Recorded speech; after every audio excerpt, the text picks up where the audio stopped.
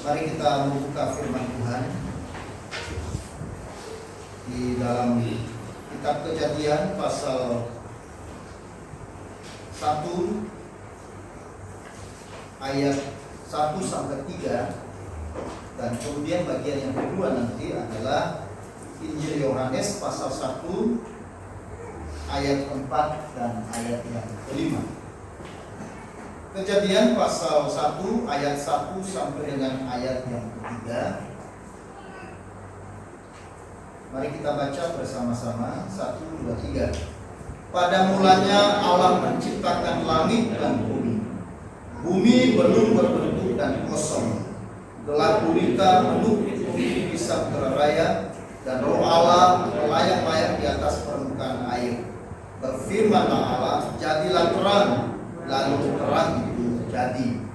Lalu kemudian bagian yang kedua, yaitu di dalam Injil Yohanes pasal 1 ayat 4 dan ayat yang kelima.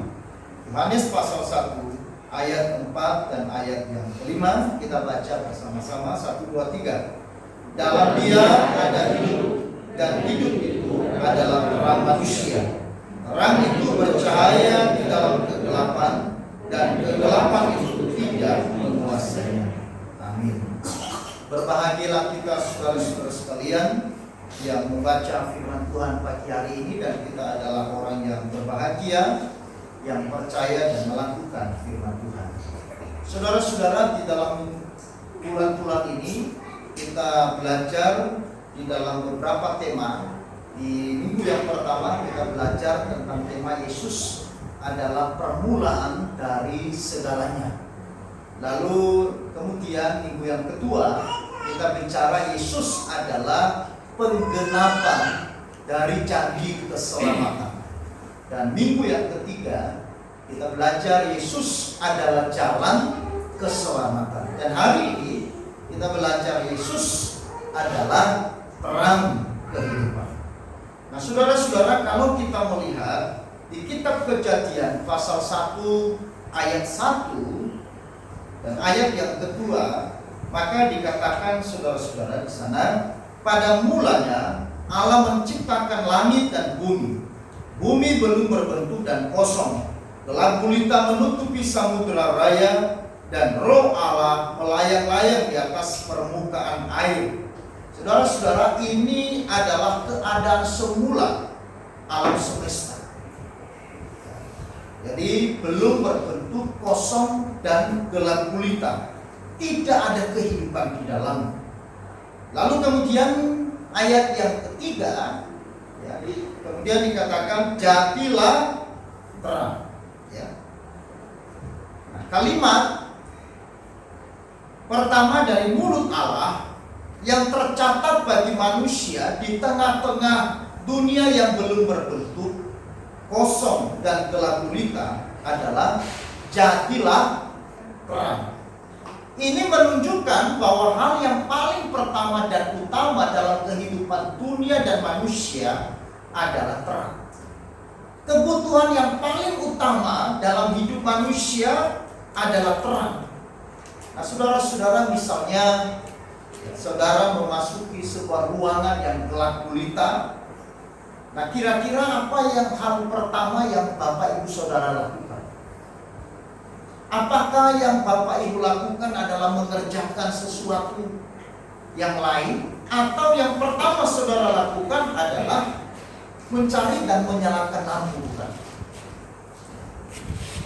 Mengapa yang pertama kita lakukan menyalakan lampu? Karena itu adalah permulaan dari segala sesuatu.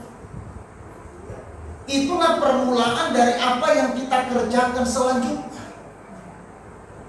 Karena kalau kita mengerjakan sesuatu di dalam gelap, tentu tidak ada artinya.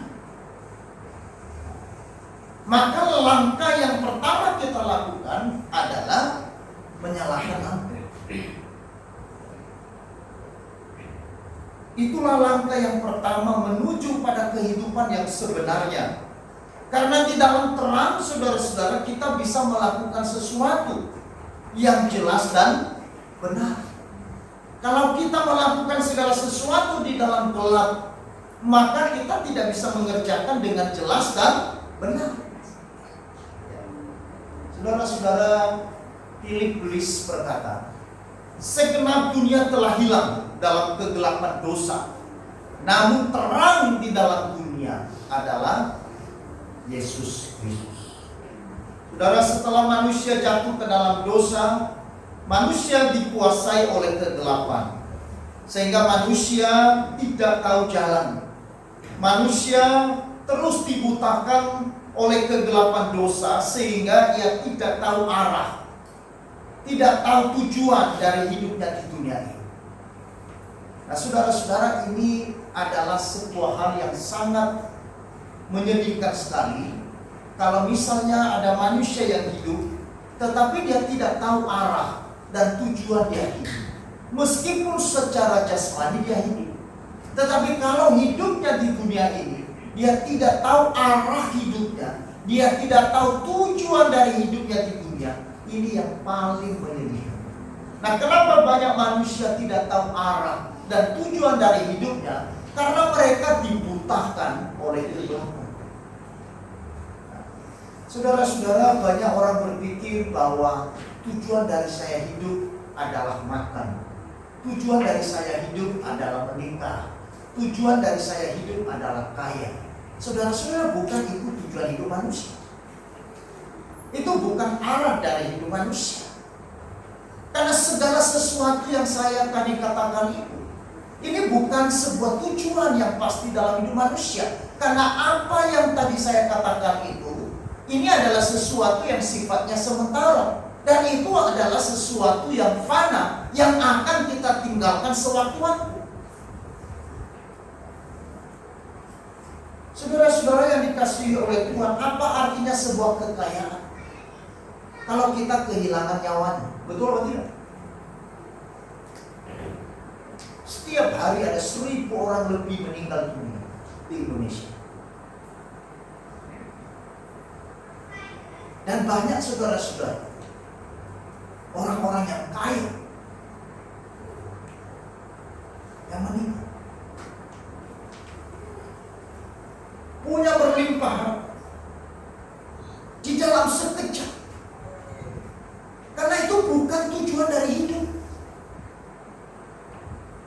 Kesuksesan bukan tujuan dari hidup. Karir, jabatan bukan tujuan dari hidup. Maka kalau manusia hidup tidak tahu arah dan tujuan dari hidup, maka dia harus membutuhkan terang. Karena tanpa terang tidak mungkin seseorang bisa menemukan arah dan menemukan tujuan dari hidup. Amin. Dan itulah sebabnya saudara-saudara, Yesus datang di tengah gelapnya dunia sebagai terang yang bersinar bagi kehidupan manusia. Ketika dunia masih di dalam dosa, manusia di dalam kegelapan, di tengah-tengah kegelapan itulah Yesus datang. Makanya Yesus lahir bukan di siang hari. Yesus lahir di malam hari, betul? Melambangkan bahwa kehadiran Yesus yang adalah terang di tengah-tengah gelap. Dia tidak datang di tengah-tengah terang. Dia lahir di malam hari yang gelap gulita, menunjukkan kepada dunia bahwa Yesus datang membawa terang kehidupan bagi dunia yang sedang di dalam gelap. Itulah sebabnya saudara-saudara, Injil Yohanes memperkenalkan Yesus dengan pemahaman bahwa firman Allah adalah Allah yang telah menjadi daging. Di dalam Dia ada hidup. Dia di sini adalah firman yang adalah Allah itu yang telah ada pada mulanya. Ya, saya bacakan di dalam Injil Yohanes pasal 1. Pada mulanya adalah firman. Firman itu bersama-sama dengan Allah, dan firman itu adalah Allah. Ia pada mulanya bersama-sama dengan Allah. Segala sesuatu dijadikan oleh Dia, dan tanpa Dia tidak ada sesuatu pun yang telah jadi dari segala yang telah dijadikan. Di dalam Dia ada hidup, dan hidup itu adalah terang manusia. Terang itu bercahaya di dalam kegelapan, dan kegelapan itu tidak menguasainya. Saudara-saudara yang dikasihi oleh Tuhan, Yesus adalah terang hidup manusia. Yesus yang adalah Allah yang menjadi daging, Allah yang menjadi manusia di dalam diri Yesus Kristus. Dia itu siapa? Dia adalah pencipta dari segala sesuatu. Pencipta dari segala sesuatu berarti Yesus itu adalah Tuhan. Karena Dia adalah Tuhan, maka itulah sebabnya di dalam Dia ada terang hidup yang menerangi siapa? Menerangi semua manusia, bukan sekelompok manusia. Makanya Yesus datang ke dalam dunia bagi semua manusia yang membutuhkan terang. Nah, saudara-saudara yang dikasihi oleh Tuhan, jadi siapakah Yesus itu? Yesus itu adalah cahaya atau terang kehidupan manusia. Di dalam Yohanes pasal 1:45 tadi di situ dikatakan Yesus ditegaskan bahwa Dia sebagai sumber hidup. Kata hidup dalam bahasa Yunani, saudara-saudara, yang dipakai ada dua, yaitu kata bios, artinya hidup biologis, dan zeo. Kata zeo artinya adalah hidup ilahi. Maka kata yang dipakai di sini, di dalam Dia ada hidup. Hidup yang dipakai dalam ayat ini adalah kata zoe. Kata zoe artinya apa? Di dalam Yesus ada hidup ilahi. Ya. Jadi Yesus, saudara-saudara, adalah sumber hidup ilahi manusia. Ya. Dan hidup itu sendiri adalah hidup yang kekal. Nah, saudara-saudara, maka siapakah yang dapat memberikan zoe atau hidup yang kekal itu kepada manusia? Dia adalah Yesus Kristus, sumber hidup manusia. Dialah satu-satunya yang sanggup memberikan zoe, yang memberikan hidup kekal itu kepada manusia. Dan itulah sebabnya Yesus sendiri berkata, saudara-saudara, di dalam Yohanes pasal 8 ayat 12, di sana dikatakan, Akulah terang dunia. Barang siapa mengikut Aku, ia tidak akan berjalan dalam kegelapan, melainkan ia akan mempunyai terang hidup. Nah, saudara-saudaraku yang kekasih dalam Tuhan, Yesus memberikan penegasan tentang identitasnya kepada manusia, bahwa Dia adalah terang itu sendiri. Sehingga barang siapa yang mengikut Dia, ia tidak akan berjalan di dalam kegelapan, melainkan ia akan mempunyai terang hidup. Identitas Yesus, saudara-saudara, di sini sebagai terang hidup memberikan makna penting pada saat itu kepada orang Yahudi maupun kepada orang Yunani. Bagi orang Yahudi, penegasan terang mengingatkan mereka tentang pimpinan Tuhan di padang gurun. Jadi waktu Yesus berkata, Akulah terang dunia, maka waktu Yesus berbicara pada zaman itu, orang Israel menangkap betul arti dan makna dari terang itu. Sehingga waktu Yesus mengatakan, Akulah terang dunia, maka mereka memahami bahwa ketika Yesus berbicara Akulah terang dunia, saat itu mereka mengerti bahwa Yesus itu adalah Tuhan yang memimpin, Tuhan yang menuntun mereka di dalam perjalanan di padang gurun. Nah, saudara, kita mengerti bahwa ketika orang Israel keluar dari Mesir menuju ke tanah Kanaan, mereka tidak dituntun oleh manusia, tetapi mereka dituntun dalam perjalanan yang mereka belum pernah tempuh sebelumnya melalui apa? Tiang awan dan tiang api. Nah, tiang awan dan tiang api yang adalah terang yang menuntun mereka melangkah menuju ke tanah perjanjian. Bagaimana mereka melangkah dan kemana mereka melangkah? Mereka berjalan sesuai dengan pimpinan Tuhan. Dan orang Israel mengakui bahwa tiang awan dan tiang api itu adalah simbol dari kehadiran Tuhan memimpin dan memberkati, memelihara mereka. Maka waktu Yesus berkata, "Akulah terang dunia," maka para pendengar pada saat itu, yaitu orang-orang Israel, mengerti berarti Yesus ini sama dengan tiang awan dan tiang api. Dia adalah yang memimpin manusia berjalan menuju ke tanah perjanjian. Nah, saudara-saudara, siapa yang memimpin dan menuntun dan memelihara saudara dan saya menuju ke pelabuhan yang terakhir, menuju ke tempat tujuan kita yang terakhir, itu adalah Yesus. Makanya di dalam Yohanes pasal 14 ayat 6, Yesus berkata, "Akulah jalan, kebenaran, dan hidup. Tidak ada seorang pun yang datang kepada Bapa kalau tidak melalui Aku." Mengapa demikian? Karena tanpa pimpinan dan terang dari Kristus, manusia tidak mungkin bisa mengenal jalan. Saudara-saudara perhatikan. Dan saudara coba tanya kepada semua orang yang ada di sekitar kita, apakah saudara tahu jalan ke sana? Mereka terus berdoa supaya dapat jalan. Mereka terus mencari supaya dapat jalan. Betul? Mereka terus berusaha supaya mendapatkan jalan. Saudara, maka tanpa Yesus, saudara dan saya juga sama. Tetapi bersyukur bahwa Yesus telah menyatakan dirinya kepada saudara dan saya, itu adalah anugerah. Sehingga melalui Yesus, saudara menemukan jalan yang dicari oleh manusia, yang tidak ditemukan oleh manusia. Dan manusia bergumul di dalamnya untuk menemukan jalan itu. Sehingga waktu mereka, saudara-saudara, hidup, mereka tidak tahu kemana mereka hidup, tujuan mereka. Kalau mereka mati juga mereka tidak tahu. Apakah saudara kalau hari ini meninggal dunia yakin masuk surga? Mereka juga tidak tahu. Mudah-mudahan dan sebagainya. Kenapa saudara? Persoalannya belum menemukan.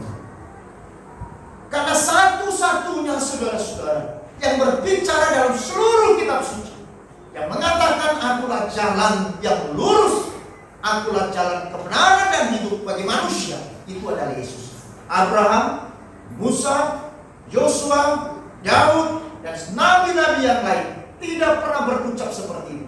Kenapa? Karena mereka bukan jalan. Karena nabi-nabi bukan jalan. Satu-satunya yang berkata aku jalan yang lurus, yang benar dan hidup, itu adalah Yesus.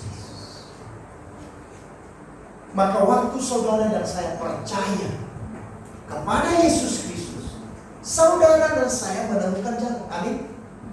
Orang Israel tidak tahu jalan menuju ke Kanaan. Mereka tidak mengerti mereka harus melewati kemana. Tetapi melalui Tuhan yang hadir memimpin mereka melalui tiang awan dan tiang api, akhirnya mereka berjalan. Bukan hanya dituntun dalam perjalanan, tetapi dipelihara oleh Tuhan dalam perjalanan ini. Nah, saudara-saudara, Yesus yang adalah terang dunia, maka di sini Yesus mengungkapkan identitasnya sebagai penunjuk jalan, dan jalan itu sendiri bagi setiap orang. Sekaligus dia juga adalah pemelihara di dalam perjalanan hidup kita di dunia. Saudara-saudara, jalan kita mungkin agak buntu, jalan kita mungkin agak susah, perjalanan kita agak macet karena pergumulan dan persoalan. Tetapi ketika saudara percaya dan menjadikan Yesus sebagai terang dalam hidup saudara, yang buntu, yang tidak tahu, yang susah dan sebagainya, engkau akan bisa lewati. Bukan karena kekuatan, karena pimpinan dari Tuhan. Ada amin? Saudara, orang Yunani juga mengerti, saudara-saudara, makna ketika Yesus berkata, akulah terang dunia. Orang Yunani memahami bahwa Yesus berkata, dia adalah terang dunia, karena orang Yunani berkata, terang merupakan lambang dari kehidupan sejati. yang menghindarkan manusia dari jerat ketakutan akan kematian dan menyingkap kebutuhan dari manusia dan dosa manusia.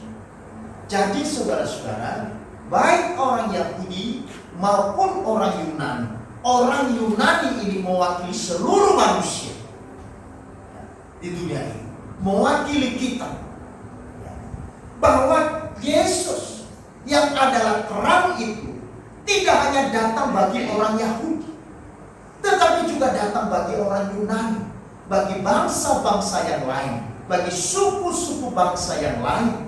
Dia datang sebagai terang, artinya pemberi kehidupan sejati yang menghindarkan manusia dari jerat ketakutan akan kematian. Saudara-saudara, maka waktu kita berhadapan dengan jalan yang gelap gulita, kadang-kadang di sana ada rasa takut, betul? Ada rasa cemas, ada rasa khawatir. Kita ini harus menuju kemana? Apakah perjalanan ini di depannya ada lubang, ada jurang, atau bagaimana? Tetapi ketika kemudian perjalanan yang gelap tadi diubahkan menjadi terang, maka rasa takut, rasa cemas, rasa khawatir itu lenyap. Kenapa lenyap? Karena ada terang. Saudara-saudara, makanya bagi orang yang percaya Yesus, ketakutan terhadap kematian sekalipun sekarang bukan lagi menjadi ketakutan, tetapi justru menjadi sebuah keuntungan. Amin. Kenapa Paulus mengatakan hidup bagiku Kristus dan kematian adalah keuntungan? Karena ada terang yang menerangi hidup, sehingga dia tidak lagi melihat kematian, kesusahan, pergumulan sebagai sesuatu yang menyeramkan, sesuatu yang menakutkan. Tetapi sekarang dia melihat itu sebagai sebuah kebahagiaan, sebagai keuntungan, karena bisa melihat dengan jelas tujuan dari hidup setiap orang yang percaya. Nah, saudara-saudaraku yang kekasih dalam Tuhan, itulah sebabnya saudara dan saya yang mengikut Yesus di dalam hidupnya sekarang ini, bukan hidup yang akan datang. Maka saudara-saudara, kita berjalan di dalam jalan yang pasti. Kita berjalan di dalam jalan yang terang, sehingga langkah kehidupan kita akan tetap terarah, tertuju kepada tujuan yang Tuhan sudah tetapkan dalam hidup kita. Nah, saudara-saudara yang dikasihi oleh Tuhan, sudahkah saudara memiliki terang hidup ini? Maka saudara berjalan dalam pimpinan terang hidup. Percayalah dan terimalah sumber terang hidup manusia itu, yaitu Yesus Kristus, supaya jalan hidup saudara sampai pada tujuan dan arah sasaran yang jelas. Amin.